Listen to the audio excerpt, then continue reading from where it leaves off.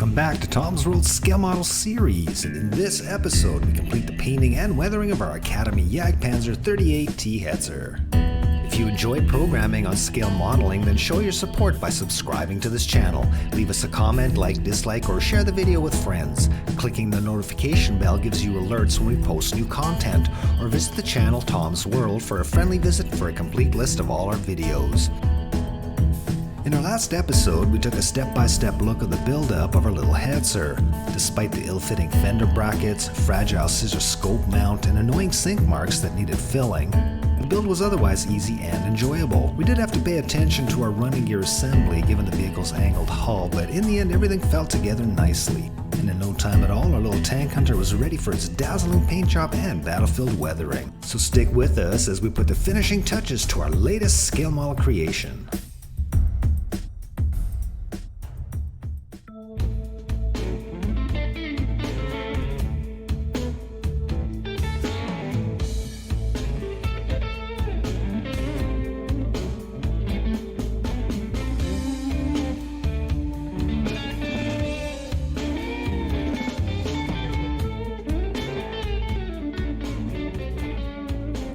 Before we can begin painting and weathering, we'll have to complete some final building touches.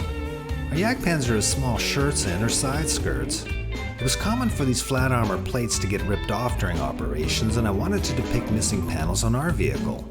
There are notches on the skirts, which makes it easy to cut them apart. I cut a little away from the edge and bring the line true using a sanding stick. Note the orientation of the sander surface to the part. This minimizes the chance of rounding the panel's corners. I also chamfer the end by carefully sanding at a shallow angle near the edge. We want to thin the edge to give a more scale look to the plates.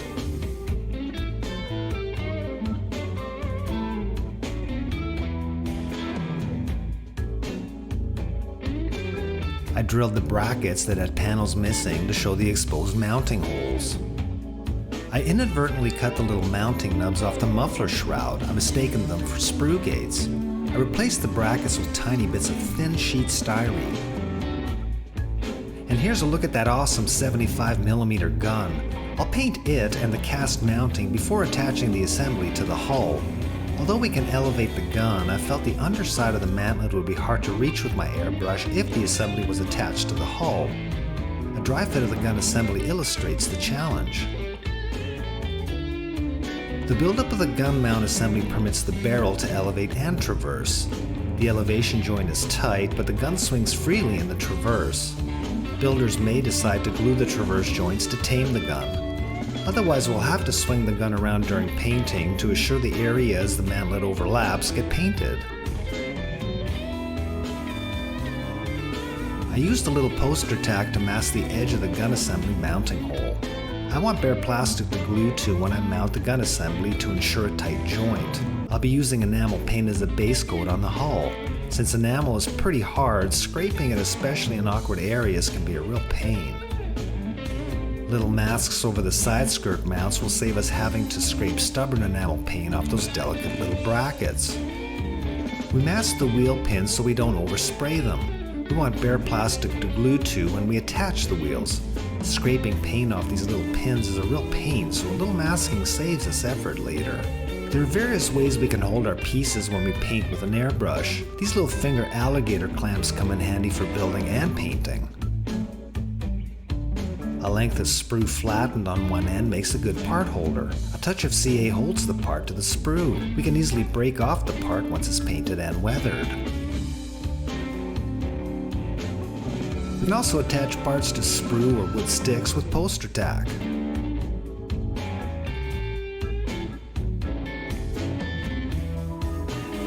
Bamboo kebab sticks make ideal model tank wheel holders. We can carve the ends of the sticks down or use tape shims to get the wheels firmly on. This gives us easy access to all the wheel surfaces for painting. The stick also masks the hole, preserving the raw plastic for a strong joint when we glue the wheel to its pin. We can also attach some parts to card with sticky side-up tape.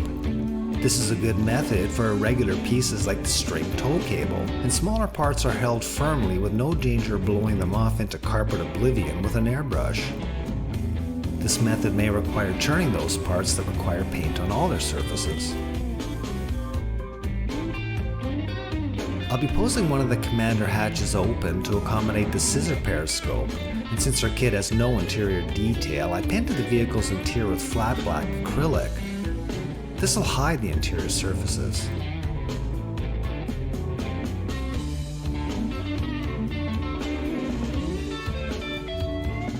I'll use a flat black enamel on the exterior, cut about 50-50 with mineral spirits. The enamel is more durable than acrylic, so it makes a great quasi-primer coat. I like enamel paint since I get really consistent results and a silky smooth finish. Everything gets this black coating.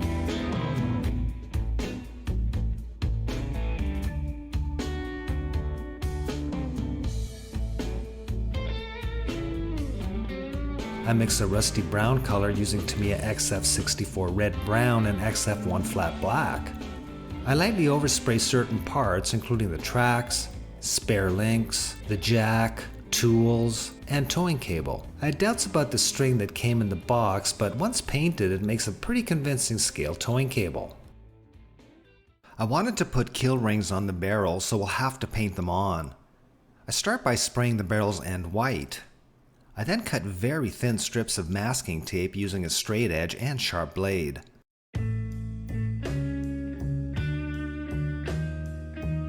These thin strips then get carefully wrapped around the barrel end above the end cap. We hide the tape seams underneath the barrel in case we misalign the strips. All our other masks and paint will go over top these thin strips.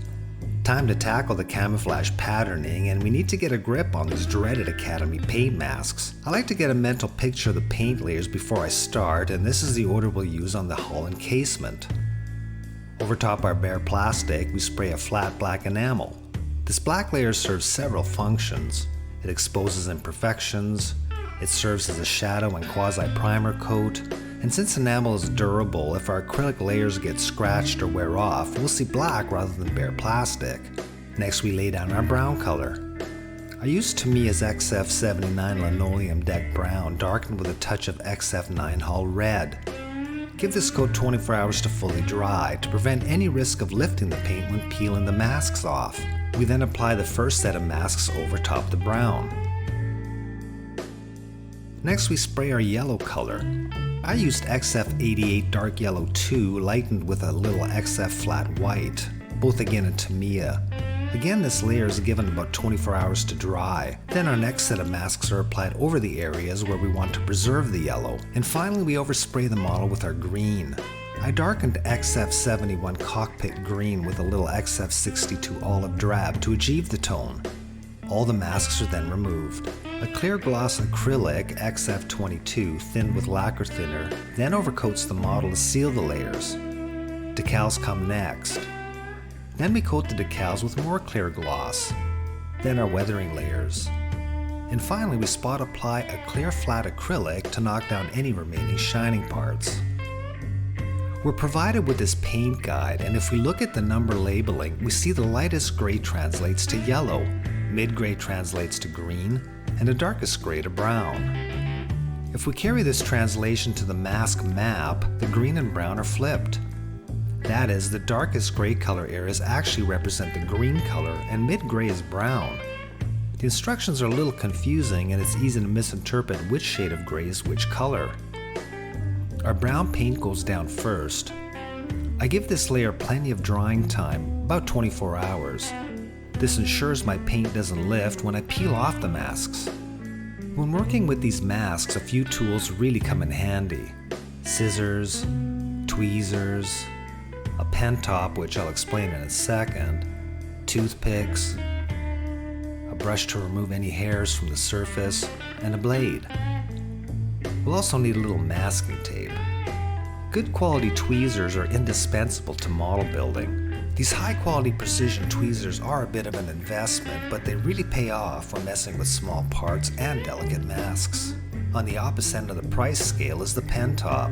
The plastic is really soft and the clip provides nice edges which are perfect for gently burnishing our masks. And on go our first set of masks. It looks like we slapped a little tape on our model and we were done in 5 minutes. But if you opt to use the paint masks, be prepared to invest a few hours. The pattern falls around many compound angles, and keeping the pattern consistent over the many handles, guards, and other structures is surprisingly time-consuming. To get the right look, and since we're layering our masks, positioning them is fairly critical. We have to constantly refer to the instructions to get the positioning right. Take your time and be patient. And then our yellow is sprayed on. Our casement and the lower hull get the yellow color. Allowing the yellow to dry for 24 hours, we then mask the yellow areas. Then finally we can spray our final color, the green. It's now time to reveal our handiwork, where our ugly duckling sheds its hideous skin and reveals the dazzling patterns hidden beneath. The paint masks that come with this kit are good quality. They're moisture resistant so they don't wick up the paint. And they're just sticky enough not to lift when stuck down, but not so tenacious that they rip up the paint when removed. The mask material is also fairly durable and stands up to fidgeting and repositioning.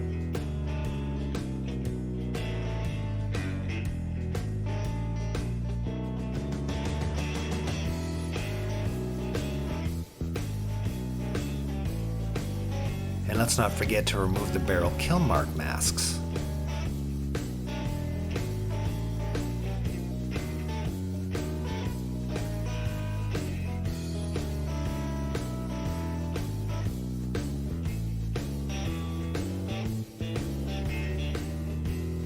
The patterning needs touch-ups here and there, but the time spent masking got us about 90% of the way. She looks good so far.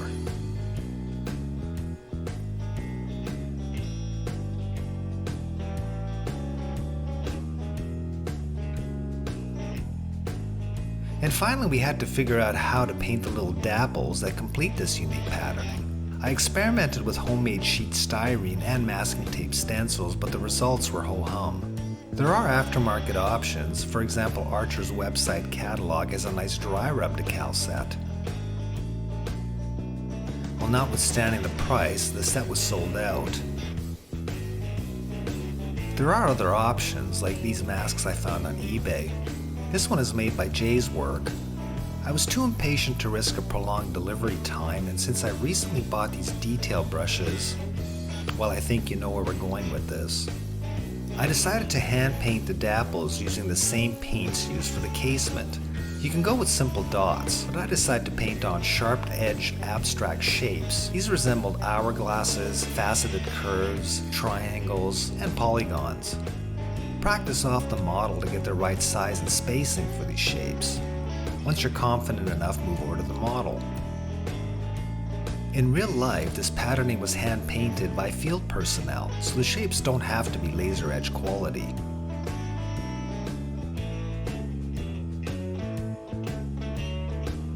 When sunlight shines through leaves and falls on surfaces, little dapples of light are created. Here's the effect as seen on concrete. When the Hetzer is parked under trees or among hedgerows on a sunny day, its ambush patterning, along with its small size, would make it very difficult to spot. Perfect for an ambush predator. The model was then overcoated with a clear gloss acrylic. We can now apply our decals. We use a decal softening solution to help with the application. I have this microscale brand on hand, but many variations are available. Tamiya, Mr. Hobby, Testers, Humbrol, and a few others make similar products. We soak the decals in warm water to pull them off the paper. A large soft brush is ideal for working with the fragile little transfers. Once in position, we wet the decal with softening solution. Several coats are required, each allowed to dry in between. Then a cotton bud dipped in softening solution is pressed, dabbed, and rolled on the decal to remove any air bubbles. We covered hull weathering in another video, so a quick overview here. Lines are drawn with black, burnt umber, white, and gray oil paint.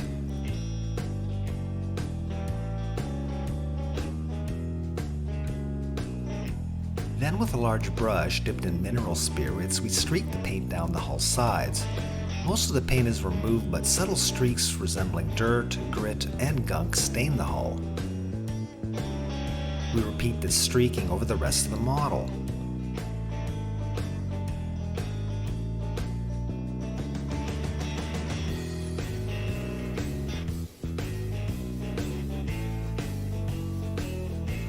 This weathering layer achieves several results.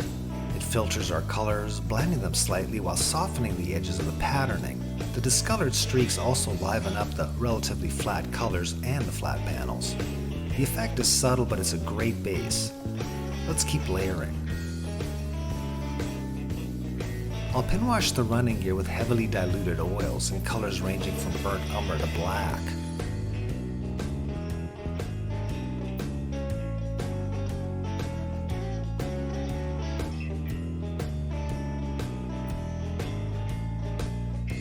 Once our oil paint is almost dry, we blend the edges with a large soft brush. And here's the greasy, dirty look we're after.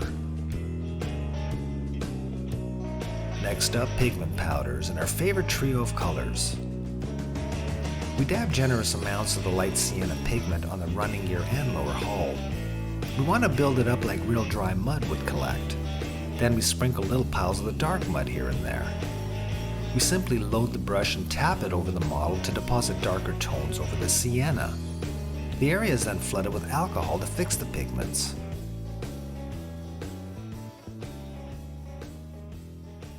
Our light color is then dabbed above the edge of the sienna and up the lower hull.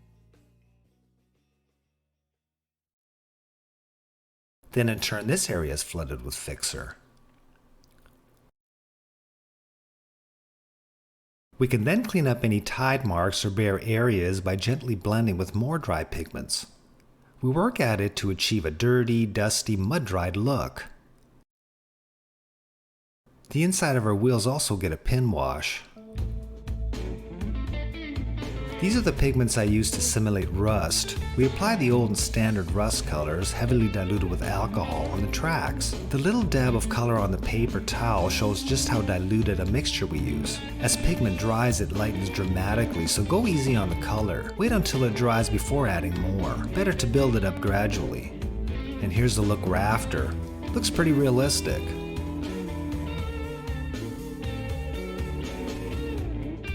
Our tracks get the same mud treatment as did our running gear and lower hull. Light sienna, sprinkles of dark mud, a little light dust, and finally a good flooding of fixer.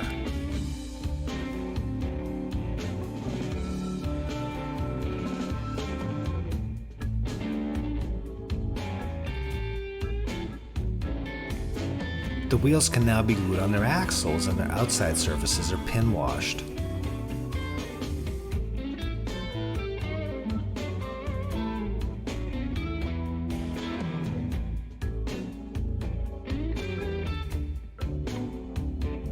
The tracks are installed next. Rolled up paper is jammed in to pinch the tracks against the wheels, and we carefully apply CA glue to hold the tracks down.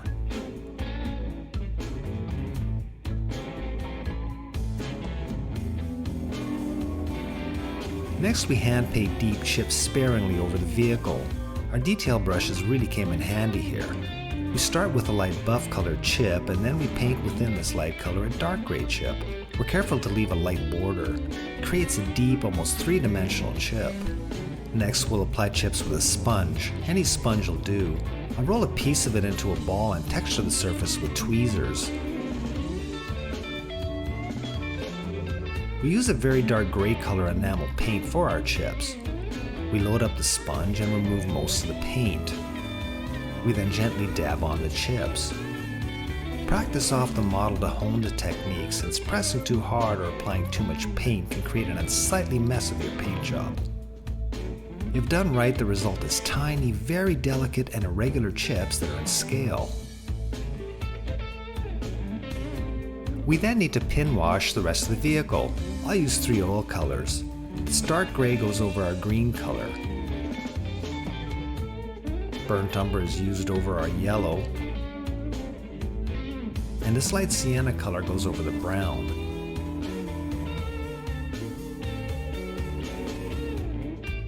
We dilute the oil paint heavily so it flows off our brush through capillary action. Here's a look after blending and feathering the edges. This helps to make the model's details stand out. Next I'll flick patterns onto the lower hull and wheels. I'll use my pin wash oil colors and my pigment colors, all heavily diluted. I load up a brush and using a toothpick I'll pull the bristles back and release them to flick paint flecks on the model. And here's the finished look.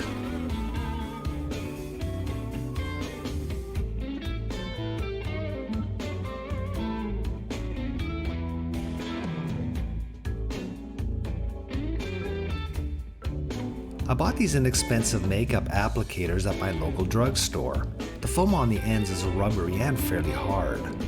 The top-mounted machine gun is painted with a flat black enamel, and I rub on gunmetal pigment powder using the makeup applicator. We can buff the pigment to a subtle shine. Next I do a little dry brushing on the casement edges with a very dark gray, almost black oil color.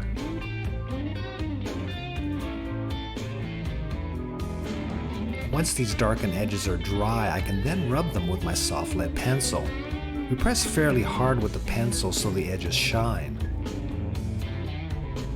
The result is a very realistic polished dark steel look on the edges of the plates. With everything painted and weathered, we can now attach all the little accessories. This includes our jack block and the jack, which I chip with hairspray. We can also install the remote-controlled machine gun. We can't forget to mount our wire cutters. Once painted, these cutters look great, but unfortunately they're largely hidden since they're tucked under the vehicle's fender. I managed to work around the fragile scissors scope for most of the build, but as luck would have it, it did finally break off.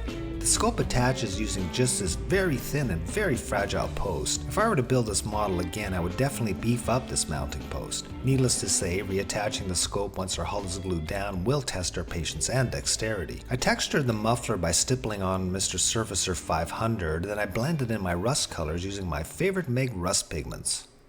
To finish, I spot painted the model with a flat clear acrylic to knock down the more shiny spots.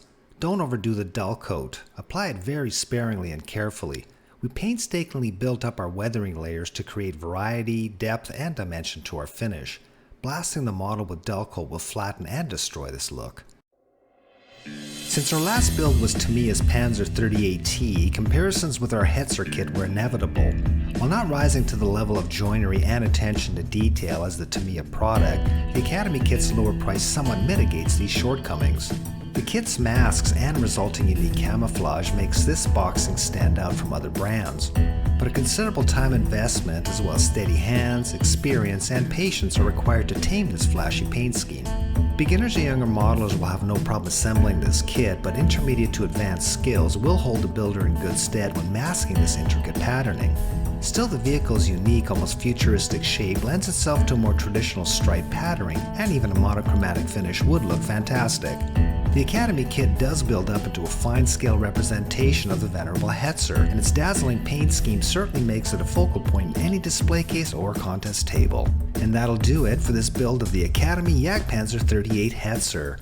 Make sure to check back for more unboxings and builds coming up, or visit the channel for a library of all of our scale model videos. In the meantime, keep your workbench clean and work area well ventilated. Stay well and all the best.